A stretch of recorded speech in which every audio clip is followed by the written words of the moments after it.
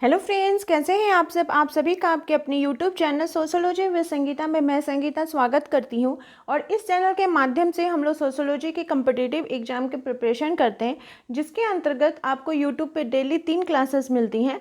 Morning के class में हम लोग कवर कर रहे हैं झारखंड माध्यमिक आचार्य के सोशोलॉजी के सिलेबस को। दोपहर के 1 बजे झारखंड एलिजिबिलिटी टेस्ट जेट की तैयारी कर रहे हैं और रात के 8 बजे हम लोग कवर कर रहे हैं बीपीएससी टीआरई 4.0 के सोशोलॉजी के सिलेबस को। तो आप जिस एग्ज़ाम की तैयारी कर रहे हैं उसके अकॉर्डिंग आप अपने क्लास को देख सकते हैं। आपको क्लासेस जो है आपको सिलेबस अकॉर्डिंग प्रोवाइड किए जाएंगे।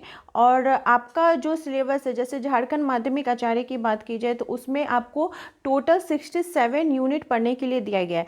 और आप लोगों को पता ही होगा कि झारखंड राज्य का गठन होने के बाद यानी 2000 से लेकर अभी 2025 हो गया, ये 25 सालों में आपको पहली बार सोशोलॉजी में पीजीटी लेवल पे आप लोगों को ये वैकेंसी देखने को मिल रही है।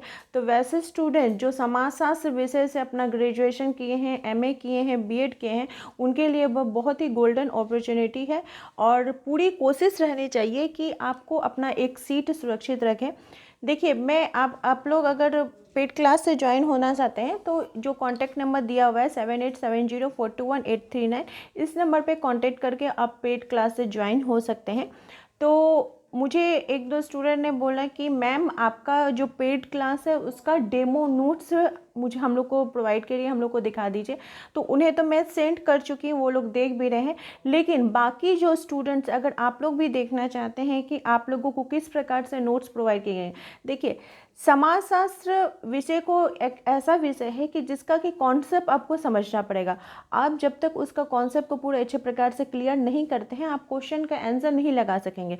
तो उसी के अकॉर्डिंग आज मैं आप लोगों के सामने यूनिट 26 जो कि है भारतीय समाज की बुनियादी संस्थाएं, जिसके अंतर्गत आपको वर्ण व्यवस्था, जाति व्यवस्था, जनजाति और आश्रम व्यवस्था, इनके बारे में पढ़ने के लिए डिटेल्स में दिया गया है। और आपको मेरी पूरी कोशिश रहती है कि आप लोगों को ऐसा नोट्स प्रोवाइड करूं जो एक तो सरल भाषा में हो, जो कि आप पढ़ते के साथ ही आपको वो चीज़ें जो है अच्छी प्रकार से समझ में आ जाए, याद हो जाए।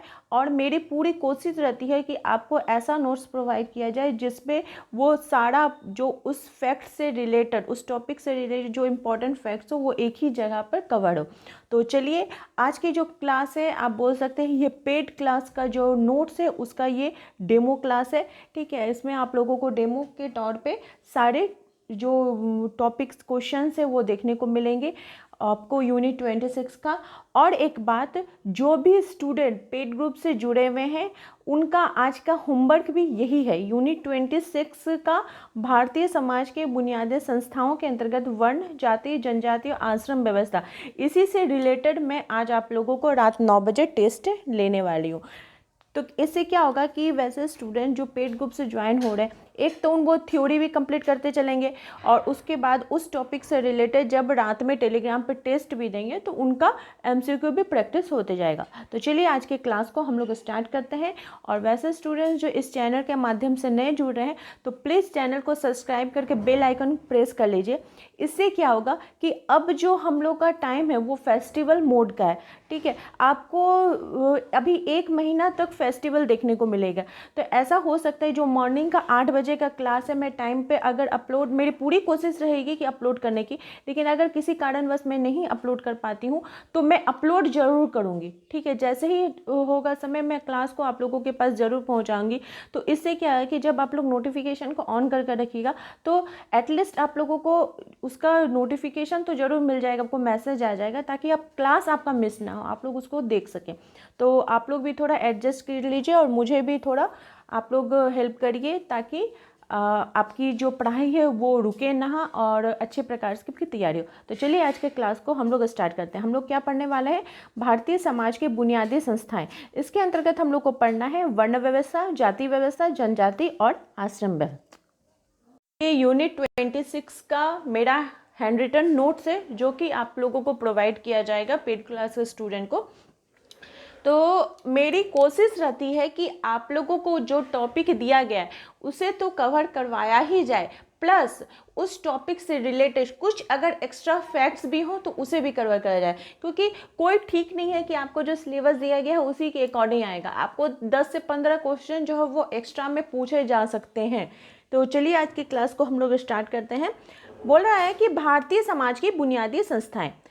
तो जॉन्स महोदय के अनुसार सामाजिक संगठन की वह व्यवस्था जिसमें विभिन्न अंग परस्पर एक अर्थपूर्ण तरीके से संबंधित रहते हैं, ठीक है, उसको क्या कहा जाता है? तो भारतीय समाज की बुनियादी संस्थाएं, उसको संस्थाएं बोला जाता है। सामाजिक संगठन हमारा क्या है? हमारा सोसाइटी जो है वो एक संगठन के आधार पे, उस पर आपको बहुत सारी चीज़ें, परिवार, विवाह, नातेदारी, आश्रम व्यवस्था, जाति व्यवस्था, ये सभी चीज़ें देखने को मिलती हैं। और वो किस प्रकार से रहती हैं? तो एक अर्थपूर्ण तरीके से रहती हैं, ठीक है। भारतीय सामाजिक संगठन के जो आधार होते हैं वो कैसे होते हैं? तो भारतीय सामाजिक संगठन के अगर आधारों के बारे में बात की जाए तो वो कैसा होता है? आपको दो प्रकार के होते हैं, एक होते हैं दार्शनिक आधार, एक होते हैं संगठनात्मक आधार, ठीक है। दार्शनिक आधार, भारतीय सामाजिक संगठन के आधार कितने हैं? तो दो प्रकार के हैं, दार्शनिक आधार और संगठनात्मक आधार। जो दार्शनिक आधार होते हैं उसके अंतर्गत क्या क्या उसका भेद रहता है? तो संस्कार उसमें रहता है, पुरुषार्थ रहता है, कर्म या पुनर्जन्म की बात की जाती है, पंचऋण और महायज्ञ, ये आपको दार्शनिक आधार के अंतर्गत देखने को मिलेगा। और जो संगठनात्मक होता है, जिसका कि संगठन बनाया जाता है, जिसकी संरचना की जाती है, उसके अंतर्गत आपको वर्ण व्यवस्था देखने को मिलेगा, आश्रम व्यवस्था, संयुक्त परिवार व्यवस्था देखने को मिलेगा, फिर जाति व्यवस्था रहेगी, ग्राम पंचायत रहते हैं, और सांस्कृतिक विविधता में एकता से संबंधित जितनी भी आपके समाज के अंतर्गत घटनाएं होती हैं, जो भी स्वरूप होता है, वो सभी चीज़ें आपको देखने को मिलेगी। तो हम लोग क्या देखें कि भारतीय सामाजिक संगठन के कितने आधार है? तो भारतीय सामाजिक संगठन के दो आधार है, दार्शनिक आधार और दूसरा संगठनात्मक आधार। अब देखिए यहाँ पे आपको पुरुषार्थ नहीं बोला गया है, लेकिन जो दार्शनिक आधार है उसके अंतर्गत पुरुषार्थ है। तो पुरुषार्थ आखिर होता क्या है, इसको भी हम लोग देख लेते हैं। तो देखिए पुरुषार्थ होता है भारतीय संस्कृति में व्यक्ति के जीवन का लक्ष्य। हमारा जो संस्कृति है, हमारा जो सोसाइटी है, हमारा जो संस्था है, प्राचीन काल से चला आ रहा है, तो उसमें व्यक्ति के जीवन का जो अंतिम लक्ष्य होता है वो पुरुषार्थ होता है। इसके संदर्भ में टाइम टू टाइम विभिन्न समाजशास्त्रियों ने बात की, जैसे पीएच प्रभु ने कहा है कि हिंदू समाज में आश्रम व्यवस्था को मानसिक और नैतिक आधार प्रदान करने वाले संस्था ही पुरुषार्थ है। पीएच प्रभु के अनुसार क्या बोला जा रहा है कि हिंदू समाज में आश्रम व्यवस्था है, ठीक है। आपको आश्रम व्यवस्था टॉपिक भी दिया गया है, उसको भी हम लोग देखेंगे। तो उसमें जो मानसिक और नैतिक आधार प्रदान करता है वो क्या कहलाता है? वो संस्था कहलाती है पुरुषार्थ कहलाती है। क्या कहलाती है? पुरुषार्थ कहलाती है। हिंदू धर्म में इनकी संख्या कितनी है? तो हिंदू धर्म में इनकी संख्या है 4, ठीक है। हिंदू धर्म में पुरुषार्थ की संख्या कितनी है? 4। कौन कौन सा है? तो धर्म, अर्थ, काम और मोक्ष, ठीक है। हिंदू धर्म में पुरुषार्थ की संख्या कितनी है? 4। कौन कौन सा है? धर्म, अर्थ, काम और मोक्ष। अब हम लोग एक एक करके समझ लेते हैं कि धर्म क्या है, अर्थ क्या है, काम क्या है और ये मोक्ष क्या है। तो देखिए धर्म, तो धर्म का अर्थ होता है अपने कर्तव्यों का नैतिकता के साथ निर्वहन करना। हम जो मनुष्य हैं, ठीक है, हम सांसारिक जीवन में प्रवेश करते हैं तो हमारा अपना नैतिक कर्तव्य होता है। उस नैतिक कर्तव्य का जो निर्वहन करना कहलाता है, जो निर्वहन किया जाता है, वही हमारा धर्म होता है, ठीक है। अर्थ हो गया कि उन सभी साधनों का प्रयोग जिनसे व्यक्ति भौतिक आवश्यकताओं की पूर्ति करता है। मनुष्य जब भौतिक आवश्यकताएं, जैसे हो गया कपड़ा, हो गया मकान, हो गया उसके बाद आपका गाड़ी घोड़ा, ये सभी चीज़ें जो हो गई, तो शिक्षा हो गया, तो ये सब क्या हुआ? इसके पूर्ति करने के लिए तो हमें पैसे की आवश्यकता है, ठीक है। और ये जो आवश्यकता है वही क्या कहलाता है? अर्थ कहलाता है। नेक्स्ट है काम। काम क्या बोला जा रहा है कि संतानोत्पत्ति हेतु वैवाहिक जीवन का निर्वाह करते हुए सांसारिक इच्छाओं एवं कामनाओं की संतुष्टि। संतान उत्पत्ति के लिए जब हम वैवाहिक जीवन का निर्वहन करते हैं, ठीक है, हमारे जो संसार के अंतर्गत रहते हुए हमारी जो इच्छाएं होती हैं, हमारी कामनाएं होती हैं, उसमें जो हमारा संतुष्टि होता है वो क्या कहलाता है? काम कहलाता है। और मोक्ष या कैवल्य, मोक्ष भी बोला जाता है, या फिर उसका एक और नाम है कैवल्य। उसका मतलब हुआ कि ये हमारे जीवन का अब अंतिम उद्देश्य होता है। ये क्या होता है? हमारे जीवन का अंतिम उद्देश्य होता है, तो वो मोक्ष कहलाता है। और ऋण, देखिए प्रीवियस ईयर का जो क्वेश्चन है उसमें आपको पूछा गया है कि पंच ऋण, बीपीएससी टीआरई का भी क्वेश्चन है, यूपी पीजीटीबी में भी पूछा गया है। तो उसमें पूछा गया था कि ऋण, पंच ऋण की जो व्यवस्था है वो कौन से धर्म में पाई जाती है? तो पंच ऋण की जो व्यवस्था है वो हिंदू धर्म में पाई जाती है। ठीक है, हिंदू संस्कृति के अनुसार व्यक्ति के टोटल कितने ऋण हैं? तो व्यक्ति के टोटल आपको 5 ऋण देखने को मिलेंगे। कितने?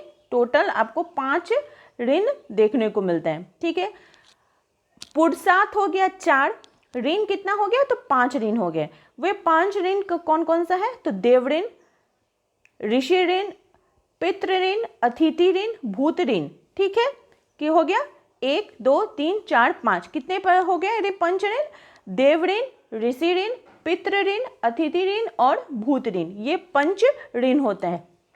इसको याद रखिएगा। नेक्स्ट है पंच महायज्ञ। जो उपरोक्त ऋणों को चुकाने के लिए जब व्यक्ति अपना निर्धारित कर्तव्य करता है, कर्तव्यों के माध्यम से जब उन ऋणों को चुकाता है, तो वो क्या कहलाता है? पंच महायज्ञ कहलाता है। क्या कहलाता है? पंच महायज्ञ कहलाएगा। यानी कि पंच ऋण भी होता है और साथ ही साथ 5 महायज्ञ भी होता है। फिर नेक्स्ट है कर्म तथा पुनर्जन्म। कर्म क्या है? पुनर्जन्म क्या है? तो देखिए हमारा जो हिंदू व्यवस्था है, हिंदू धार्मिक संस्कार है, इसके अंतर्गत तो टोटल कितने संस्कारों की बात की गई है? तो टोटल आपको 16 संस्कार देखने को मिलेंगे। कितने? 16 संस्कार। 16 संस्कार कौन कौन सा हो जाएगा? गर्भाधान, पुनरावन, सीमांतो उत्पादन, संतानोत्पादन माने संतान की उत्पत्ति, जातक्रम, नामकरण, निष्क्रमण, अन्नप्राशन, चूड़ाक्रम यानी जिसको कि मुंडन बोला जाता है, विद्या आरंभ, कर्ण भेद वो जो जनेऊ के समय होता है, यज्ञवतीय, वेदारंभ और केशांत मतलब केस जब दिया जाता है, समावर्तन, विवाह और अंत्योष्टि। ये 16 प्रकार के आपको ऋण देखने को मिलेंगे कर्म के अंतर्गत। अब हम लोग देखते हैं, इतना आप लोगों को मैं एक्स्ट्रा फैक्ट बता दी जो कि आप लोगों को जानना इस टॉपिक के अंतर्गत जरूरी है। अब हम लोग देखेंगे वर्ण व्यवस्था। हम लोग के सिलेबस में दिया गया है। तो वर्ण व्यवस्था क्या होती है? तो प्राचीन समय में भारत में व्यक्ति के गुणों पर आधारित एक उत्तम व्यवस्था थी, जिसको कि क्या कहा जाता था? वर्ण व्यवस्था कहा जाता था। हमारे जो प्राचीन हिंदू शास्त्रकार हैं वो बोलते थे कि वर्ण व्यवस्था का विधान जो है वो समाज में जो विभिन्न श्रेणियों के लोग हैं, ठीक है, उनके कार्यों को उचित बंटवारा करने के लिए किया जाता था। ठीक है, एक सामाजिक संगठन बनाए रखने के लिए किया जाता था, ताकि जो मनुष्य है वो अपना अपना निर्दिष्ट जो उसका कर्तव्य है उसका अच्छे प्रकार से वो पालन कर सके, किसी प्रकार का आपसी मतभेद ना हो, किसी प्रकार का उसमें एक दूसरे के साथ ईर्ष्या, संघर्ष, ये सभी चीज़ें ना हो। इसके लिए वर्ण की व्यवस्था की गई थी। और वर्ण ये जो शब्द है, इस शब्द का उत्पत्ति कैसा हुआ है? तो इस शब्द की उत्पत्ति संस्कृत की व्री धातु से हुई है। संस्कृत की किससे हुई है? तो संस्कृत की व्री धातु से, संस्कृत की व्री धातु से इसका उत्पत्ति हुआ है, जिसका कि शाब्दिक अर्थ होता है वर्ण करना या फिर चुनाव करना। ठीक है, इसका मतलब इस प्रकार, इससे तात्पर्य ये होता है कि हम व्यवसाय का चुनाव करते हैं। आप एक बार ऐसे भी बोल सकते हैं कि वर्ण जो होता है वो एक प्रकार का रंग का भी बात है। ठीक है, रंग को भी वर्ण बोला जाता है। और पहले तो इसका प्रयोग इसी अर्थ में किया गया था, रंग के अर्थ में ही किया गया था, लेकिन फिर बाद में इसको एक शब्दवृत्ति के रूप में इसका यूज किया जाने लगा। किसके रूप में? शब्दवृत्ति के रूप में। अब देखिए यहाँ पे हम लोग देख सकते हैं कि वर्ण ये जो शब्द है ये मुख्यतः कितने अर्थों में इसका हम अर्थ लगा सकते हैं। तो वर्ण शब्द का मुख्यतः हम 3 अर्थों में अर्थ लगा सकते हैं। पहला है चुनाव करना या वर्ण करना। तो किसका चुनाव करेंगे? हम व्यवसाय का चुनाव करेंगे। दूसरा हो गया रंग के आधार पर, यानी कि ऐसी मान्यता है कि जो गोरे रंग के होते हैं, फेयर कलर के जो होते हैं वो ब्राह्मण होते हैं। लाल वर्ण के, जो लाल रंग जिनका होता है वो क्षत्रिय होते हैं। पित्त वर्ण यानी पीला रंग के जो होते हैं वो वैश्य होते हैं। और श्याम मतलब काला रंग के कौन होते हैं? तो वो शूद्र कहलाते हैं। रंग के आधार पर उनका किया जाता था। नेक्स्ट है वृत्ति या मानसिक विचार, भाव, रुचि, ठीक है, मनोवृत्ति, इसके आधार पे भी वर्ण किया जाता था। अब है कि वर्ण जो व्यवस्था है इसकी उत्पत्ति, तो वर्ण की व्यवस्था कैसे हुई है, कैसे इसकी उत्पत्ति हुई है, इसके संदर्भ में भी आपका अलग अलग विचार हैं। तो देखिए जो शास्त्रीय विचारक होते हैं वो ऋग्वेद के पुरुष सूक्त में, किसमें, तो ऋग्वेद के पुरुष सूक्त में, ये सब अंदर अंदर से क्वेश्चन पूछा जाता है। ऋग्वेद के पुरुष सूक्त में बताया गया है कि विराट पुरुष ब्राह्मण अर्थात ब्रह्मा के मुख से ब्राह्मण की उत्पत्ति हुई है, भुजाओं से क्षत्रिय की उत्पत्ति हुई है, जंघाओं से वैश्य की और पैरों से शूद्र का जन्म हुआ है। ठीक है, किसमें बताया गया है, तो ऋग्वेद के पुरुष सूक्त में इसका वर्णन किया गया है। हम लोग अपने मन से नहीं बोल रहे हैं, ये पहले से ही प्राचीन धार्मिक ग्रंथ के अंतर्गत इसके बारे में बात की है। इसी आधार पर अनेक कार्यों और कर्तव्यों का भी निर्वहन किया गया। अब सबका मान लीजिए उत्पत्ति हो गया, रंग के आधार पर, कलर के आधार पर, ये इसका अब उनको तो व्यवसाय भी दिया गया ना, उनका काम भी दिया गया। तो कौन कौन सा काम है, तो ब्राह्मण का कार्य हो गया अध्ययन करना, अध्यापन करना, वैदिक क्रिया का निष्पादन करना। क्षत्रिय का क्या काम हो गया, समाज का रक्षण करना एवं शासन करना। और वैश्य का क्या काम हुआ, व्यापार करना और पशुपालन करना। और जो क्षुद्र वन के लोग थे वो उनका क्या काम था, तो जो उपरोक्त ये तीन वन थे ब्राह्मण, क्षत्रिय और वैश्य, इनको अपना सेवा प्रदान करना। ठीक है, तो इसी के लिए जो ब्राह्मण, क्षत्रिय और वैश्य को क्या कहा जाता है, द्विज कहा जाता है। क्या कहा जाता है, द्विज कहा जाता है। अगर आपको क्वेश्चन आ जाए कि द्विज जो है वो किसको बोला जाता है, कौन से वर्ण के लोग को बोला जाता है, तो वो आपका ब्राह्मण हो जाएगा, क्षत्रिय हो जाएगा और वैश्य हो जाएगा। ठीक है, यहाँ तक आप लोगों को समझ में आ गया। अब हम लोग नेक्स्ट देखते हैं उपनिषदों के अनुसार। उपनिषदों के अनुसार क्या बोला गया है, तो समय समय पर आवश्यकताओं की पूर्ति के लिए ब्रह्मा ने अलग अलग वर्णों को जन्म दिया, बाद में सभी को वर्ण कहा गया है। ठीक है, महाभारत के शांति पर्व जो पर्व है, महाभारत का शांति पर्व, ठीक है, उसमें बोला गया है कि ब्राह्मण है वो श्वेत रंग के होते हैं, जिसमें सतोगुण और पवित्रता के आधार पर इनका गठन किया जाता है, इनका वर्णन किया जाता है। क्षत्रिय जो है वो लाल रंग के होते हैं, इनके अंतर्गत कैसा गुण होता है, तो राजस गुण होता है, जिसमें ये गुस्सा का ये परिचायक है। देखिए जो क्षत्रिय जो युद्ध कर रहे हैं तो उनके अंदर कैसी मनोभावना रहेगी, गुस्सा की प्रवृत्ति रहेगी, ठीक है, क्रोध की प्रवृत्ति रहेगी। जो वैश्य होते हैं वो पित्त वर्ण के होते हैं, उनमें रजोगुण और तमोगुण रहता है। और शूद्र यानी श्याम काला, उनके अंतर्गत तमोगुण यानी अपवित्रता की बात की गई है। ठीक है, तो फिर इसी से फिर आगे चल के जो छुआछूत अस्पृश्यता हुई वो देखने को हम लोग को सोसाइटी के अंतर्गत मिला।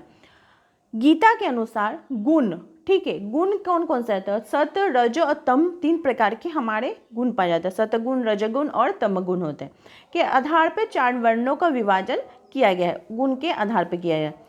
तो इतना तो हम लोग अब धार्मिक जो ग्रंथ थे उनके आधार पर देख रहे थे।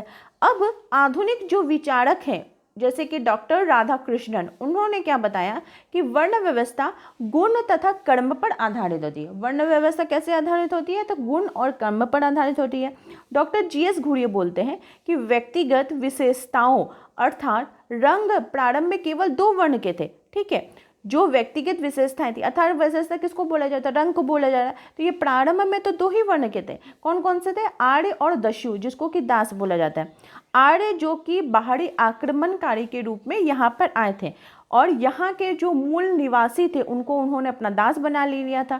फिर जैसे जैसे आर्यों की संख्या बढ़ती गई तो उनके कर्मों को, उनका जो कार्य था उसको, उसमें भी विविधता आई, उसको करने के लिए 4 प्रकार के वर्णों का जन्म हुआ। ऐसा बताते हैं आधुनिक जो विचारधारा के लोग हैं वे।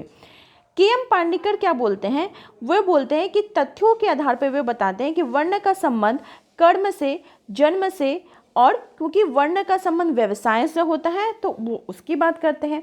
तो इस प्रकार से मान लीजिए धार्मिक ग्रंथ के आधार पर, आधुनिक विचारधाराओं के आधार पर अब हम लोग क्या देखते हैं कि वर्ण की विशेषताएं क्या हैं, वर्ण व्यवस्था की आपको विशेषताएं आपको देखने को मिली। तो जीएस घुरिये ने अपनी पुस्तक caste and class in India में जाति के संरचनात्मक एवं संस्थात्मक जो पहलू है उस पर प्रकाश डाला है और जाति की उन्होंने विशेषताओं के संदर्भ में बात की है। टोटल कितनी बात की है? 6 उनकी विशेषताएं बताई है। किसमें? जीएस घुरिया ने बताई है। आपको क्वेश्चन आ सकता है। तो क्या 6 विशेषताएं हैं? गुण, स्वभाव तथा कर्म पर आधारित व्यवस्था, श्रम विभाजन पर आधारित, अधिकार एवं कर्तव्यों का निश्चित वितरण, व्यवसाय का निर्धारण, कर्म तथा पुनर्जन्म की धारणाओं पर बल और आध्यात्मिकता के आधार पर। ठीक है, ये 6 प्रकार की विशेषताएं किनके द्वारा बताई गई है? तो जीएस घुरिया के द्वारा। किसमें बताई गई है? Caste and class in India. आप लोगों का आज का होमवर्क रहा कि आप लोग मुझे कमेंट करके बताइए caste and class in India नामक पुस्तक की रचना काल क्या है, और जिनका जिनका मैसेज आएगा, कमेंट आएगा, उनका नाम मैं कल के क्लास में लूँगी, इसलिए आप लोग सभी को इसमें पार्टिसिपेट करिए। नेक्स्ट है वर्ण, धर्म या कर्तव्यों का बंटवारा होता है। वर्ण व्यवस्था में सभी वर्णों के कर्तव्यों का निर्धारित किया जाता है कि कोई भी वर्ण दूसरे के कार्यों में जैसे हस्तक्षेप नहीं करे। ठीक है, ब्राह्मण का जो कार्य है वो ब्राह्मण करेंगे, क्षत्रिय का कार्य है वो क्षत्रिय करेंगे, वैश्य का कार्य वैश्य करेंगे और शूद्र का कार्य शूद्र करेंगे। ठीक है, तो ब्राह्मण जो धर्म होता है इसमें बोला जा रहा है कि इंद्रिय संयम करते हुए ब्राह्मण के 6 कर्तव्य बताएंगे। कौन कौन सा है? अध्ययन करना, अध्यापन करना, यज्ञ करना, यज्ञ कराना, दान देना और दान लेना। क्षत्रिय का क्या धर्म है? तो मनुस्मृति के अनुसार प्रजा की रक्षा करना, यज्ञ करना, अध्ययन करना, विषयों में आसक्ति ना रखना, दान देना आदि धर्म क्षत्रिय धर्म में बोला गया है। वैश्य धर्म में मनुस्मृति ने वैश्यों के धर्म में बताया है कि वैश्यों को समाज के भरण पोषण का दायित्व अपने कंधे पर लेकर पशुओं की रक्षा करना है, दान देना है, यज्ञ करना है, अध्ययन करना है, व्यापार करना है, ब्याज पर धन देना है, कृषि करना है। ये सभी वैश्य धर्म के बताए गए। शूद्र धर्म में क्या बोला गया कि शूद्र का एकमात्र कर्तव्य होता है जो उपरोक्त तीनों वर्ण है उनकी सेवा करना, और जहाँ तक संभव हो किसी ब्राह्मण का सेवक बन के रहना, आवश्यकता अनुसार जीविकोपार्जन हेतु क्षत्रिय या वैश्य का सेवक वो बन सकते हैं। ठीक है, अगर आवश्यकता होगा तो वो क्षत्रिय का भी और वैश्य का भी बन सकते हैं। तो वर्ण व्यवस्था का महत्व एवं प्रकार क्या हो गया कि समाज में समानता बनाए रखने हेतु सभी वर्णों को बराबर महत्व दिया जाता है। कर्तव्य निर्वहन की प्रेरणा मिलती है, लचीली खुली व्यवस्था रहती है, सामाजिक संघर्षों से इसमें छुटकारा देखने को मिलता है, श्रम विभाजन वो विशेषीकरण से अनुशासितता बनी रहती है, रक्त की शुद्धता बनी रहती है। अब मान लीजिए जैसे जो व्यक्ति जिस जाति में जन्म लेगा उसको तो क्या होगा, उसको तो ये पाबंदी रहती है ना कि वो अपनी जाति में शादी कर सकता है। तो इस तरह से क्या होता है, रक्त की शुद्धता बनी रहती है और शक्ति संतुलन बना हुआ रहता है। तो इतना दूर हम लोगों ने पढ़ा किसके संदर्भ में? आपका वर्ण के संदर्भ में। अब हम लोग थोड़ा कर्म का सिद्धांत भी देख लेते हैं। तो भारतीय जीवन दर्शन में कर्म का बहुत अधिक महत्व दिया गया है। कर्म का अर्थ होता है कार्य। मनुष्य जैसा कर्म करता है उसे वैसा ही फल भोगना पड़ता है। अच्छे कर्म करेगा तो सदगति की ओर ले जाते हैं और बुरे कर्म करने पर पतन की ओर रास्ता होता है।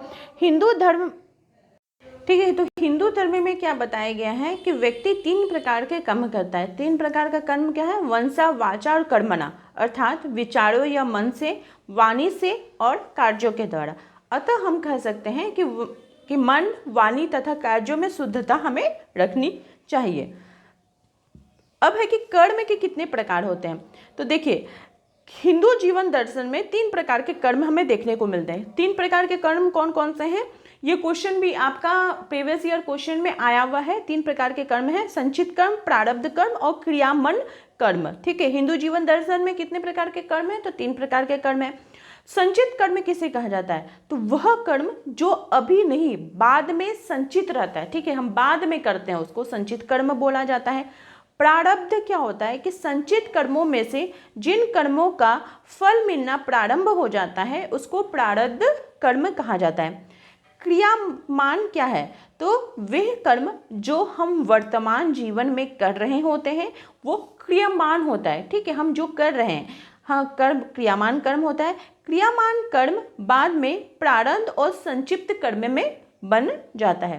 तो कर्म का जो सिद्धांत है वो भगवत गीता में भगवान श्री कृष्ण के द्वारा बताया गया था। ये आपका बीपीएससी टीआरडी का क्वेश्चन है।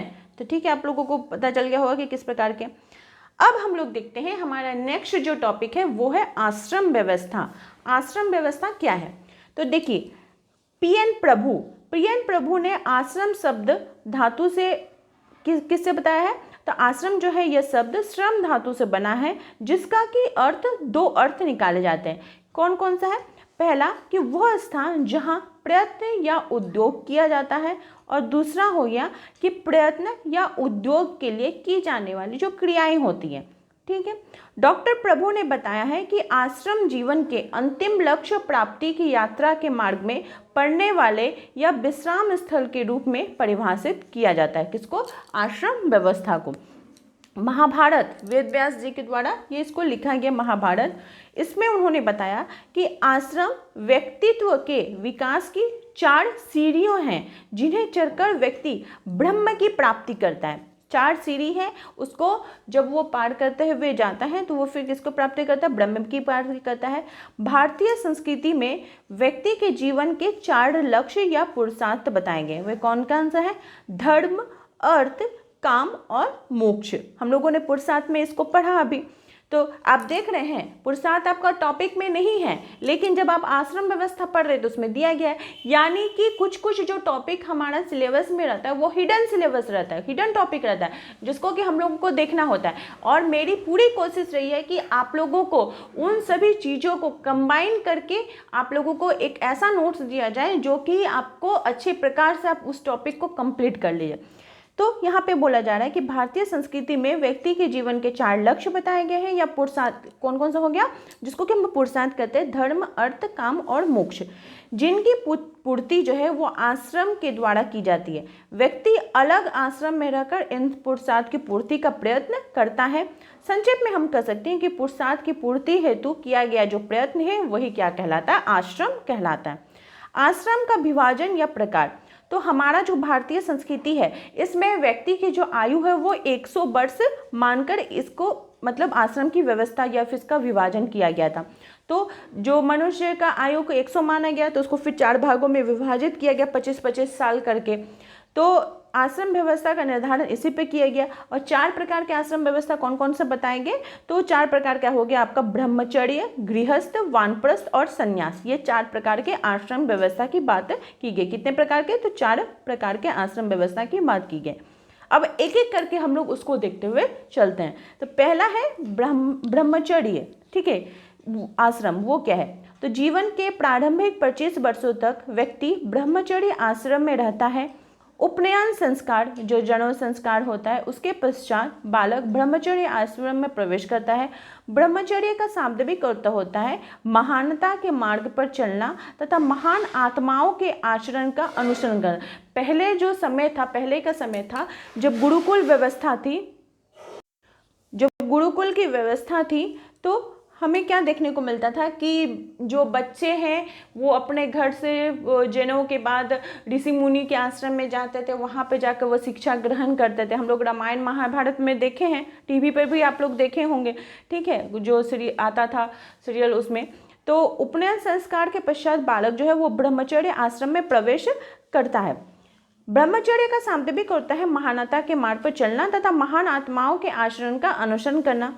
इस आश्रम में व्यक्ति गुरुकुल में रहकर आत्मसंयम, कर्तव्य निष्ठा, नैतिकता, सदाचार का पाठ सीखता है, समस्त विधाएं सीखता है। इस आश्रम में व्यक्ति का शारीरिक, मानसिक और बौद्धिक विकास होता है। वेदों के अध्ययन के साथ ही वह अपने व्यक्तित्व का भी विकास करता है। तो ब्रह्मचर्य आश्रम का महत्व क्या हो गया कि ब्रह्मचर्य आश्रम व्यक्तित्व विकास का आधार होता है। सांस्कृतिक परंपराएं एक पीढ़ी से दूसरी पीढ़ी में हस्तांतरित होती है। व्यक्ति को अपने कर्तव्यों का ज्ञान होता है। जीवन की कठिनाइयों से लड़ने के लिए व्यक्ति को श्रम का महत्व सिखाया जाता है। व्यक्ति को सादा जीवन, उच्च विचार की प्रेरणा मिलती है। अब दूसरा कौन सा है? 25 साल तक तो वो आपका ब्रह्मचर्य आश्रम में रहा। अब दूसरा आ गया गृहस्थ आश्रम। ये 25 वर्ष रहने के पश्चात जो व्यक्ति है जब विवाह संस्कार के उपरांत गृहस्थ आश्रम में प्रवेश करता है, जहाँ पे वो 50 साल की आयु तक रहता है। गृहस्थ आश्रम को सभी आश्रमों में सर्वाधिक महत्व दिया जाता है, जहाँ वो ब्रह्मचर्य आश्रम में प्राप्त शिक्षा को व्यवहारिक रूप में प्रयोग करता है और इसी आश्रम में व्यक्ति धर्म, अर्थ, काम और मोक्ष की प्राप्ति की ओर अग्रसर होता है। ठीक है, तो ये पुरुषार्थ को इसको प्राप्त करता है। इसका सर्वाधिक महत्व है, जो गृहस्थ आश्रम है उसका सर्वाधिक महत्व है। गृहस्थ आश्रम को सभी आश्रमों में सर्वाधिक महत्व दिया गया है। माना गया है कि बिना गृहस्थ आश्रम में प्रवेश किए व्यक्ति मोक्ष नहीं पा सकता है। गृहस्थ आश्रम सभी पुरुषार्थों की पूर्ति का स्थल हो जाता है। यहाँ वो अपने कर्तव्यों को निभाता हुआ धर्म, अर्थ, काम की पूर्ति करता है और मोक्ष हेतु तैयार होता है। गृहस्थ जीवन में जीवों के प्रति जो छोटी छोटी हिंसा हो जाती है उसके लिए यज्ञ का यहाँ पे प्रावधान है। व्यक्ति पंच ऋणों में यही पंचामहज्ञ के द्वारा 3 ऋणों को हो सकता है उसको प्राप्त करता है। जो गृहस्थ आश्रम है इसमें व्यक्ति का सामाजिक दायित्व की पूर्ति करके समाज कल्याण में योगदान देता है। अन्य आश्रम के व्यक्ति तथा ब्रह्मचारी या सन्यासी अपने जीविकोपार्जन हेतु गृहस्थ आश्रम पर ही निर्भर होते हैं। इस प्रकार गृहस्थ आश्रम संपूर्ण आश्रम व्यवस्था की धुरी के रूप में कार्य करता है। तीसरा आश्रम कौन सा हो गया? तो वानप्रस्थ आश्रम हो गया, जो कि हिंदू धर्म ग्रंथों के अनुसार जब व्यक्ति 50 वर्ष की आयु पूरी कर लेता है और उसे लगे कि उसका जो गृहस्थ दायित्व पूरा हो चुका है तो वो समस्त कार्यभार अपने पुत्रों को छोड़ के वो क्या करता है, वन की तरफ प्रस्थान करना चाहिए, ये ऐसा सोचता है। वानप्रस्थ आश्रम में व्यक्ति 75 वर्ष की आयु तक रहता है, जिसमें वो अपने पत्नी को भी साथ रख सकता है, जहाँ दोनों सदाचारी जीवन व्यतीत करते हुए मोक्ष के लिए तैयारी होते हैं। इसका अगर महत्व की बात की जाए तो इस आश्रम में व्यक्ति संन्यास आश्रम के लिए तैयार होता है। वो समस्त सांसारिक सुखों का त्याग करता है, कुटिया बनाकर रहता है, कंदमूल फल खाकर रहता है और सदाचारी जीवन व्यतीत करता है। अब जो अंतिम आश्रम व्यवस्था है वो है संन्यास आश्रम। हिंदू संस्कृति में ऐसा माना गया है कि 75 वर्ष की आयु के पश्चात जब वो पूर्ण हो जाता है तो व्यक्ति संन्यास ले लेता है, जहाँ पे वो अपने समस्त सांसारिक संबंधों का त्याग करता है, पत्नी को भी त्याग करता है। वो अपना पुराना नाम त्याग कर एक नवीन सन्यासी नाम ग्रहण करता है और अपना भोजन संबंधी आवश्यकता अनुसार की पूर्ति हेतु उसे दिन में एक ही बार भिक्षा मांगने के पश्चात जो भी मिलता है उसको वो ग्रहण करके संतुष्ट होकर वो अपना जीवन चलाता है। सांसारिक सुख दुख मृत्यु भय से परे होता है। वो अपना जीवन निष्काम भाव से प्राणी मात्र के कल्याण में लगा देता है एवं आत्मा तथा परमात्मा के मिलन के लिए यानी मोक्ष प्राप्ति के हेतु वो अपना प्रयासरत रहता है। इसका अगर महत्व की बात की जाए तो संन्यास आश्रम व्यवहारिक एवं समाज के कल्याण की दृष्टि से उपयोगितावादी है। इसमें व्यक्ति समाज कल्याण के कार्यों के हेतु प्रयासरत रहता है तथा व्यक्तिगत दोषों से मुक्त रहता है। संन्यास आश्रम मानवीय गुणों के विकास मतलब जो सहिष्णुता होती है, दया, परोपकार का माध्यम है तथा इससे मानवतावादी समाज का विकास होता है। हम आश्रम व्यवस्था के महत्व के अगर बारे में बात की जाए तो आश्रम व्यवस्था मनुष्य के जीवन को समुचित विकास की एक ऐसी व्यवस्था है जहां व्यक्ति की आयु के अलग अलग आयु समूह में विभाजित किया जाता है और इसका संपूर्ण विकास हो सके ऐसी व्यवस्था की जाती है। आश्रम व्यवस्था में क्या होता है, सामाजिक नियंत्रण बना रहता है, कर्तव्य निष्ठा की शिक्षा मिलती है, संस्कृति का पीढ़ी दर पीढ़ी हस्तांतरित होता है, व्यक्ति का समाज के पारस्परिक निर्धा पर यह आधारित होता है। अब हम लोग देखेंगे हमारा जो नेक्स्ट टॉपिक है जाति व्यवस्था। ठीक है, जाति व्यवस्था क्या है? तो जाति व्यवस्था का हिंदू सामाजिक व्यवस्था में एक महत्वपूर्ण योगदान रहा है। मुजुमदार और मदन के अनुसार हिंदू धर्म से पृथक जाति को सही रूप नहीं समझा जा सकता है, क्योंकि यह हम उसको जाति जो व्यवस्था है उसको हिंदू धर्म से हम अलग नहीं मान सकते, क्योंकि आपको ये चीज़ें अधिकतर जो है हिंदू धर्म में ही देखने को मिलेंगी। ठीक है, तो हिंदूवाद ही है जो व्यक्ति को इसकी अभिवृत्तियां प्रदान करता है और पूरी व्यवस्था को उसके नैतिक अर्थ देता है। डॉक्टर सक्सेना विभिन्न समाजशास्त्र से रिलेटेड विभिन्न परिभाषाएं भी दी हैं, उसको भी हम लोग देखते हुए चलेंगे। तो जो डॉक्टर सक्सेना है वे बोलते हैं कि जाति हिंदू सामाजिक संरचना का मुख्य आधार रही है, जिससे हिंदुओं का सामाजिक, सांस्कृतिक, आर्थिक और राजनीतिक जीवन प्रभावित होता रहा है। इरावती कर्वे बोलती हैं कि यदि हम भारतीय सांस्कृतिक तत्वों का अध्ययन करना चाहते हैं तो जाति प्रथा का अध्ययन करना हमें नितांत आवश्यक है। मुजुमदार बोलते हैं कि जाति व्यवस्था भारत में अनुपम है सामान्यतः यह भारतीय जाति एवं संप्रदायों की परंपरात्मक स्थली माना जाता है। यहाँ की हवा में भी जाति घुली हुई है, यहाँ तक कि मुसलमान और ईसाई भी इससे अछूते नहीं हैं। ठीक है। हटन महोदय बोलते हैं कि जाति व्यवस्था के सम्यक अध्ययन के लिए एक विशेषज्ञों की एक सेना का होना आवश्यक है। और अलग अगर परिभाषा देखें तो जाति के अर्थ और परिभाषा को हम लोग देखते हैं तो ये अंग्रेजी के शब्द कास्ट शब्द से लिखा हुआ है। अंग्रेजी का कास्ट है, जाति को इंग्लिश में क्या बोला जाता है? कास्ट बोला जाता है, जो कि किस भाषा से लिया गया? पुर्तगाली भाषा से लिया गया है, कास्टा से बना होता है, जिसका अर्थ होता है मत, विभेद या जाति। जाति शब्द का पता 1665 में ग्रेसिया डी ओरेटा नामक विद्वान ने लगाया था। फ्रांस के अबू डुबाई ने इसका प्रयोग प्रजाति के संदर्भ में किया था। फ्रांस के आपको क्वेश्चन पूछ सकता है कि जाति का प्रयोग प्रजाति के संदर्भ में किसने किया था? तो फ्रांस के अबू डुबाई ने किया था। C.H. कुले बोलते हैं कि जब एक वर्ग पर पूर्णतः आनुवांशिकता पर आधारित होता है तो उसको हम जाति कहते हैं। मजुमदार एवं मदानकिया बोलते हैं कि जाति एक बंद वर्ग है। J.H. हटन बोलते हैं कि जाति एक ऐसी व्यवस्था है जिसके अंतर्गत एक समाज अनेक आत्मकेंद्रित तथा एक दूसरे से पूर्णतः पृथक इकाइयों में विभाजित रहता है।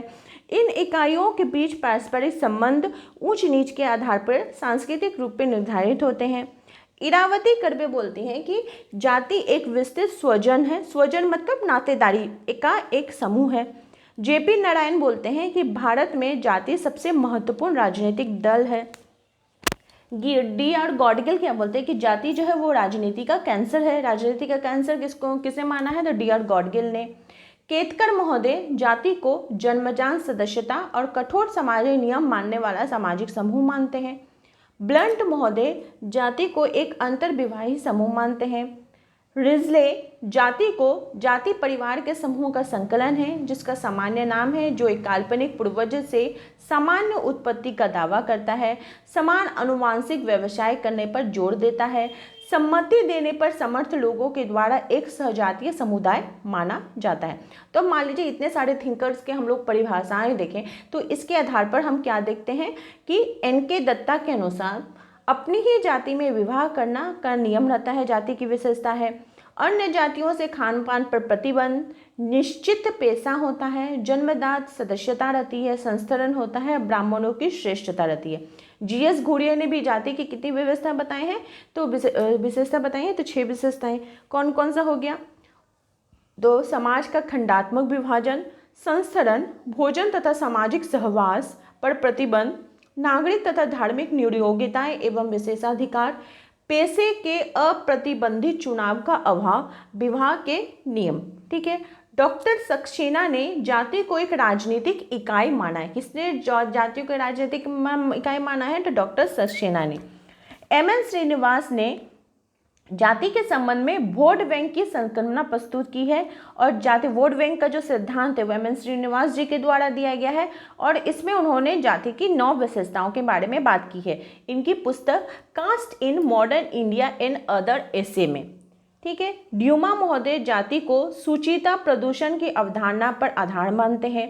किंग्सले डेविस जाति व्यवस्था में क्या बोलते हैं कि यह विश्व के सभी स्थानों पर विद्यमान है और यह सभी धर्मों के लगभग सभी व्यक्तियों को प्रभावित करती है। वेस्टरमार्क के अनुसार अंतर्विवाह को जाति व्यवस्था का सार तत्व माना है। तो ये सभी हम लोग परिभाषाएं उसके बाद विशेषताएं ये सभी देख लें। अब हम लोग देखते हैं कि जाति की उत्पत्ति का, जाति व्यवस्था की उत्पत्ति का सिद्धांत। तो सबसे पहला सिद्धांत है परंपरागत सिद्धांत। जाति व्यवस्था की उत्पत्ति का पहला सिद्धांत क्या हो गया? परंपरागत सिद्धांत। परंपरागत सिद्धांत क्या हो गया कि भारतीय शास्त्रीय एवं धर्म ग्रंथों के अनुसार जाति की उत्पत्ति ब्रह्म के शरीर से हुई है। ब्रह्म प्रारंभ में 4 वर्णों का जन्म हुआ, परंतु फिर प्रतिलोम विवाह हुआ। मतलब मान लीजिए कोई दूसरे जाति में शादी कर लिया, जैसे प्रतिलोम विवाह हमें देखने को मिला, उससे जो संतान का जन्म हुआ उसको संकर वर्ण माना गया। अब संकर वर्ण किसको बोला जाता है वो भी आपको समझ में आ गया। ठीक है। तो इसकी आलोचना कौन करते हैं कि ये आलोचना करते हुए बोला गया है कि यह जो सिद्धांत है ये जाति का नहीं बल्कि वर्ण की उत्पत्ति का सिद्धांत, क्योंकि हम लोग वर्ण में भी ये चीज़ पढ़े ठीक है, जाति का सिद्धांत नहीं माना जाता है। असली ये सिद्धांत जो है वो अवैज्ञानिक है। ऐसे जो जाति की उत्पत्ति का परंपरागत सिद्धांत था उसको ऐसी आलोचना की गई। फिर नेक्स्ट जो सिद्धांत था वो था प्रजातीय सिद्धांत। इस सिद्धांत के संपर्क में जी एस घुरे, रिजले, मजूमदार, एन के दत्ता, राय आते हैं। और ये जो सिद्धांत है इसकी मान्यता है कि प्रारंभ में आर्यों और अनार्यों के बीच सांस्कृतिक संपर्क से जाति व्यवस्था जन्मी। आर्य जब यहाँ आए तो उन्होंने अपने साथ स्त्रियां लेकर वे नहीं आए थे, इसलिए यहाँ के जो मूल निवासी स्त्रियां थी जो कि द्रविड़ कन्याएं थी उनके साथ उनका विवाह होता है। इससे अनुलोम विवाह का प्रचलन होता है। फिर रक्त की शुद्धता बनाए रखने के लिए प्रतिलोम विवाह पर रोक लगा दी जाती है, जिससे संकर वर्ण जन्मे और जाति व्यवस्था का जन्म हुआ। इसकी आलोचना कौन करते हैं? तो हटन महोदय करते हैं। उन्होंने इस सिद्धांत की आलोचना की और आलोचना करते हुए बोलते हैं कि यदि प्रजाति से ही जाति बनी तो फिर जाति में खान पान एवं छुआछूत का निषेध क्यों है, जबकि प्रजाति में तो ऐसा है नहीं। ऐसा उन्होंने हटन महोदय ने इसकी आलोचना की। फिर तीसरा जो जाति की उत्पत्ति का सिद्धांत है उसको बोला जाता है माना सिद्धांत या फिर आदिम संस्कृति का सिद्धांत, दोनों एक ही है। इसकी अवधारणा जी एच हटन ने दी। उनका मानना था कि एक रहस्यमय अलौकिक शक्ति जो कि कुछ व्यक्तियों में अच्छी तरह तथा कुछ में बुरी तरह भिन्न मात्रा में पाई जाती है और उनको छूने से एक व्यक्ति से दूसरे व्यक्ति में आ जाती है, जिसका प्रभाव अच्छा या बुरा हो सकता है। इसलिए खान पान में छुआछूत के नियम बने जो कि बाद में जाति में परिवर्तित हो गए। ऐसा उनको हटन का मानना था। लेकिन इसकी आलोचना फिर मजूमदार एवं मदन करते हैं। वे बोलते हैं कि माना की धारणा विश्व के सभी जनजातियों में पाई जाती है, फिर भारत में ही जाति का जन्म क्यों हुआ, ऐसा क्यों हुआ? ऐसा उन्होंने मजूमदार और मदन ने क्वेश्चन किया और इसकी आलोचना की। फोर्थ जो सिद्धांत है वो है राजनीतिक या ब्राह्मण की चतुर्युक्ति का सिद्धांत। घुरिये और अबू डुबाई ने इसके संदर्भ में बात की। उन्होंने बताया कि जाति ब्राह्मणों की चातुर्य की योजना, मतलब चतुर योजना का प्रतिफल है जिससे उनकी सत्ता बने। वे चाहते थे, ब्राह्मण चाहते थे कि समाज में उनका स्थान जो है जैसे ऊंचा है वो हमेशा ऊंचा रहे, तो इसके लिए जाति व्यवस्था बने। ऐसा किनका मानना था? घुरिये और अबू डुबाई का। तो इसकी आलोचना हुई। इसमें बुलाया है केवल एकमात्र कारण उत्तरदायी नहीं हो सकता। सिर्फ ऐसा ही नहीं है कि जिसके कारण जाति व्यवस्था, अब ब्राह्मण ही सिर्फ समाज में ऊंचा स्थान रखने के लिए किए होंगे, ऐसा कोई जरूरी नहीं है। इसकी आलोचना की गई। नेक्स्ट है धार्मिक सिद्धांत। इसकी अवधारणा किसने दी? होकाट और सेनाट ने। धार्मिक कर्मकांडों में मंत्रोच्चारण करने वाले ब्राह्मण, माला लाने वाले माली, उसके बाद निमंत्रण आदि देने वाले नाई हुआ करते थे। सेनाट ने पारिवारिक पूजा में भिन्नता एवं नियम तथा निषेधों को जाति व्यवस्था का उद्भव के लिए उत्तरदायी माना। इसकी भी आलोचना हुई। तो इस सिद्धांत में अन्य पक्षों की अपेक्षा की गई, केवल एक कारण को मान्य किया गया। ठीक है, इसके बाद की गई। नेक्स्ट जो सिद्धांत है व्यवसायिक सिद्धांत। जाति की उत्पत्ति का नेक्स्ट सिद्धांत कौन सा है? व्यवसायिक सिद्धांत, जिसकी अवधारणा किसने दी? नेस्फील्ड ने दी। इसमें वे बोलते हैं कि पेशा और केवल पेशा ही जाति प्रथा के लिए उत्तरदायी है। व्यवसाय के आधार पर उच्चता निम्नता के आधार पर जाति का जन्म हुआ है। इसकी आलोचना हटन और मजूमदार ने की। इसका निष्कर्ष यह निकला कि हटन के शब्दों में भारतीय जो जाति प्रथा के कई भौगोलिक, सामाजिक, धार्मिक और आर्थिक कार्य की अंतर्क्रिया का स्वाभाविक परिणाम है, जो हमें अन्यत्र कहीं भी इस प्रकार की चीज़ें हमें सम्मिलित रूप में नहीं पाए जाते हैं। नेक्स्ट है एफ जे बेली। उन्होंने जाति को एक बंद सावयवी स्तरीकरण कहा है। बेबर ने जाति को एक समुदाय कहा है जिसकी 4 विशेषताएं बताई हैं। कौन कौन सी है? अंतर्विवाह, उच्च नीच का संस्करण, व्यवसायिक प्रतिबंध और निश्चित नाम। अब देख रहे हैं कि एक टॉपिक से रिलेटेड कितने सारे थिंकर्स हैं, कितने सारे थिंकर्स ने अपनी थ्योरी दी है। तो आपको इन सभी चीज़ों को पढ़ने के बाद आपको लगता है कि इससे बाहर आपको कोई क्वेश्चन पूछा जा सकता है। नेक्स्ट है जाति की उत्पत्ति का। अब मान लो हम लोग ये सब पढ़े, कुछ और एक्स्ट्रा भी सिद्धांत उसको भी हम लोग देख लेते हैं, क्योंकि हमारा पूरा टारगेट है कि उस टॉपिक से रिलेटेड सारी चीज़ों को हम लोग जैसे कवर करें, और वो सभी चीज़ें आपको पेड नोट्स में मिलेंगी। तो नेक्स्ट है कि जाति की उत्पत्ति का टोटम सिद्धांत। ये किसने दिया है? गिलबर्ट ने। जाति की उत्पत्ति का भौगोलिक सिद्धांत राइस। गुप्त उद्योग धंधे का सिद्धांत स्लेटर। रिजले ने जाति के परिवारों का संकलन माना है। गुरनान मेंडन जाति पूर्णतः कठोर वर्ग है। लुंडबर्ग बोलते हैं कि जाति ठोस सामाजिक वर्ग है। और फिर जाति से संबंध विभिन्न पुस्तकें भी लिखी गई हैं, जैसे history of caste in India. इसकी रचनाकार किसने की है? केटकर ने। Origin and growth of caste in India NK Dutta, changing frontier of caste Yogesh Atal, और भी कुछ चीज़ें हैं जैसे खाई बंद जातियाँ, रजनी कुठाड़ी ने इसकी अवधारणा दी है। कास्टिज्म ऑफ पॉलिटिक्स में, जिसमें जाति का राजनीतिकरण हुआ, उसके संदर्भ में बात की गई है। राजनीति में जाति का घुसपैठ, योगेंद्र सिंह, और द्रव्यमान जाति रजनी कोठारी ने दी है। तो आप लोगों को आज ये टॉपिक कंप्लीट हो गया। नेक्स्ट हमारा टॉपिक है, जो हमारे सिलेबस में मेंशन किया गया वो है जनजाति। तो हम लोग अनुसूचित जाति को देख लेते हैं कि क्या है अनुसूचित जाति, अनुसूचित जनजाति, इन सभी को देखते हुए चलेंगे। तो बोला जा रहा है कि अनुसूचित जो जनजातियां होती हैं, जो SC है, इन्हें दलित, अछूत या अस्पृश्य जातियों कहा जाता है, अर्थात वे जातियां जो छूने के योग्य नहीं हैं। DN मजूमदार ने इसके संदर्भ में अपनी परिभाषा देते हुए बताया कि अस्पृश्य जातियां वे विभिन्न सामाजिक एवं राजनीतिक नियोक्ताओं से पीड़ित हैं, जिनमें से बहुत सी नियोक्ता उच्च जातियों द्वारा परंपरागत रूप से निर्धारित और सामाजिक रूप से लागू की गई है। KN शर्मा ने कहा है कि अस्पृश्य जातियां वे हैं जिनके स्पर्श से एक व्यक्ति अपवित्र हो जाए और उसे पवित्र होने के लिए कुछ करना पड़े। अनुसूचित, ये जो शब्द है, इस शब्द का सर्वप्रथम प्रयोग साइमन कमीशन के द्वारा किया गया था। कब किया गया था? तो 1935। ये जो जनजाति टॉपिक है, उसमें आपको किस प्रकार के क्वेश्चन पूछे जा सकते हैं, उन सभी को मैंने आप लोगों को कवर करवाया है। JH हटन ने 1931 में जनगणना में दलितों को क्या कहा था कि बाहरी जाति है। जो दलित है उनको बोला था कि ये क्या है, ये बाहरी जाति है। 1935 में महात्मा गांधी ने इनको हरिजन कहा था। तो इससे रिलेटेड हमारे संविधान में कुछ जो अनुच्छेद हुए हैं, उनमें विभिन्न टाइम टू टाइम अनुच्छेद में उनके संदर्भ में उनके रक्षा के लिए कुछ अनुच्छेद बनाए गए हैं, उनको भी हम लोग देखते रहते हैं। तो जैसे अनुच्छेद 17 है, वो किसकी बात करता है? तो अस्पृश्यता का अंत। अनुच्छेद 19 व्यवसायिक नियोगिता की समाप्ति, मतलब आप अपनी ही जाति का व्यवसाय को अपना सकते हैं, ये चीज़ को समाप्त करना कि जो जिसको अब व्यवसाय को अपनाना चाहता है अपना सकता है।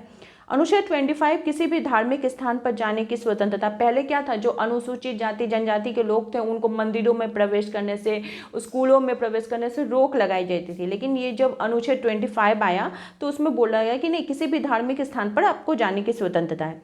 46 में बोला गया कि राज्य अनुसूचित जाति जनजाति को अत्याचार से बचाएगा, सामाजिक, शैक्षणिक, आर्थिक हितों का संरक्षण करेगा। किसके लिए? तो पिछड़े वर्गों के लिए। अनुच्छेद 29 बोलता है कि राज्य द्वारा पूर्ण या आंशिक सहायता प्राप्त किसी भी शिक्षण संस्थान में प्रवेश का अधिकार शिक्षा से संबंधित है। 330 है लोकसभा में आरक्षण, 334 है विधानसभा में आरक्षण, 335 है सरकारी नौकरी में आरक्षण।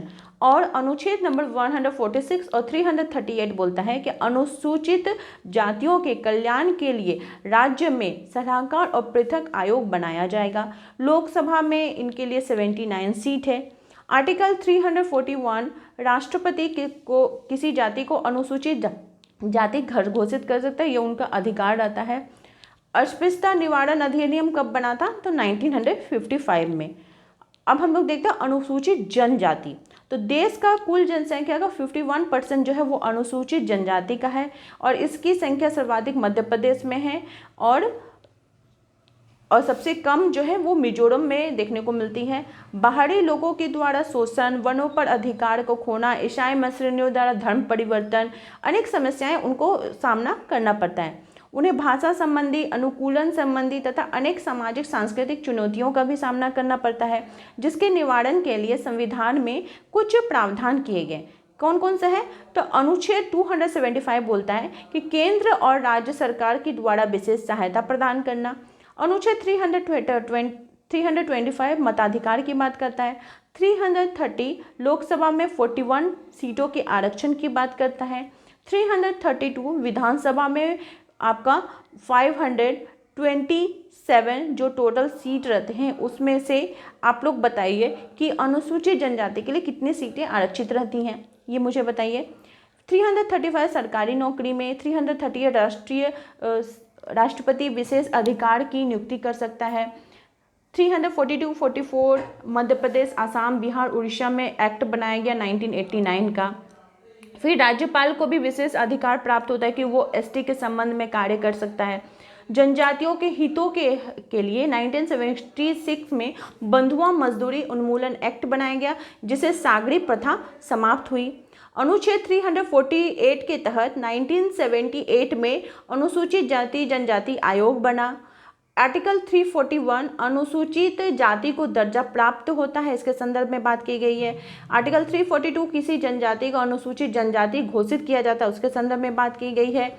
आर्टिकल 366 अनुसूचित जनजाति को परिभाषित किया गया है, इसके संदर्भ में बात की गई है।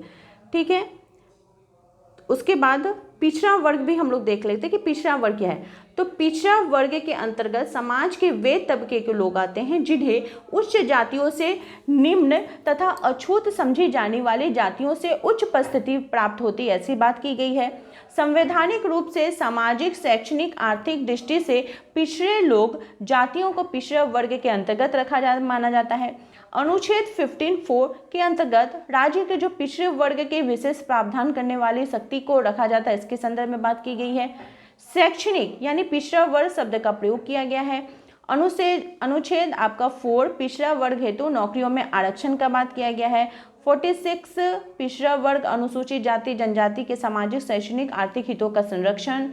अनुच्छेद 340 भारत में राष्ट्रपति का अधिकार है कि वो पिछड़ा वर्ग आयोग का गठन करे। संविधान के 102वें संविधान संशोधन जो कि 2018 बना था के द्वारा राष्ट्रीय पिछड़ा वर्ग का गठन किया गया, जो कि पिछड़ा वर्ग के अधिकारों का संरक्षण के रूप में कार्य करता है। ठीक है, अगर महत्वपूर्ण आयोगों के संदर्भ में बात की जाए तो पहला है काका कालेलकर आयोग, जो कि 1953 में बना था, 29 जनवरी 1953 में। इसमें 2399 जातियों को रखा गया, 70% जो जनसंख्या थी उसके आधार पर।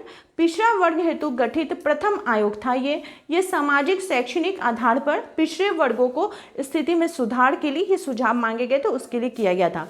नेक्स्ट जो आयोग था वो था मंडल आयोग, जो कि 1977 में जनता दल ने अपने चुनावी घोषणा पत्र में 25 से लेकर 33% तक की जो पिछड़ी जातियां था उनको आरक्षण देने की आधार पर सरकार बनी थी। 1979 में पीवी मंडल की अध्यक्षता में पिछड़े वर्गों की पहचान एवं उनकी स्थिति में सुधार के लिए एक आयोग का गठन किया गया। आयोग ने 31 दिसंबर 1979 में पीवी मंडल की अध्यक्षता में पिछड़े वर्गों की पहचान तथा उनकी स्थिति में सुधार के लिए आयोग का गठन किया गया। आयोग ने 31 दिसंबर 1980 को अपनी शैक्षणिक व्यवस्था के बारे में बात की। आयोग ने पिछड़ा वर्ग के लिए 27% का आरक्षण की सिफारिश की। आयोग ने 3743 जातियों को पिछड़ी जातियां घोषित की, जिसका कि कुल संख्या में 52% था, जो टोटल संख्या थी। आयोग ने इसी अनुपात में स्थान आरक्षित करना, सिफारिश करना, संविधान के अनुच्छेद 15(4)64 में उनके अनुसार 50% की आरक्षण की बात से जो जातियां थी एसटी को पहले 22.5% आरक्षण प्राप्त करना, इसकी बात की गई। इसलिए जो पिछड़ी जातियां थी उनके लिए 27% आरक्षण एवं शैक्षणिक संस्थानों में आरक्षित करने की सिफारिश की गई। 16 नवंबर 1992 को ओबीसी को 27% का आरक्षण दिया गया, पिछड़ी जाति के अंतर्गत आया। सर्वोच्च न्यायालय ने इस फैसले को सही ठहराया। इस फैसले में कहा गया कि इस आरक्षण का लाभ ओबीसी नॉन क्रीमी लेयर वर्ग के लोगों को ही मिलना चाहिए।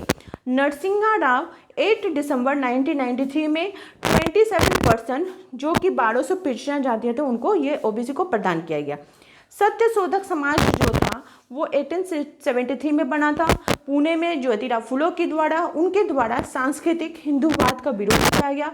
पिछड़े वर्गों के हितों के लिए मुख्यतः जो महिलाएं थी, जो दलित थे आदि के सामाजिक, शैक्षणिक उत्थान के हेतु कार्य किया गया। श्री नारायण धर्म परिपालन जो इजवाहा जाति के थे, श्री नारायण जो थे वो गुरु थे, उन्होंने इसका एक संस्था का मतलब स्थापना की। मुंगेरी लाल आयोग बना बिहार में 1971 में। एलजी हवानूर आयोग बना 1972 कर्नाटक में। आंध्र प्रदेश ने कृषि करने वाली जातियों को पिछड़ा वर्ग माना है। तो ये सभी पिछड़ा वर्ग से है। तो आई होप आप लोगों को आज की क्लास हेल्पफुल लगी होगी और आप लोगों को ये नॉलेज में मिल गया होगा कि आप लोगों को जो पेड क्लास में नोट्स प्रोवाइड किए जा रहे हैं उसकी कैसी क्वालिटी है। तो इस प्रकार से आप लोग मेरे चैनल के साथ बने रहिए और अपनी तैयारी को बेहतर कीजिए। मेरे चैनल के साथ बने रहने के लिए आप सभी का धन्यवाद।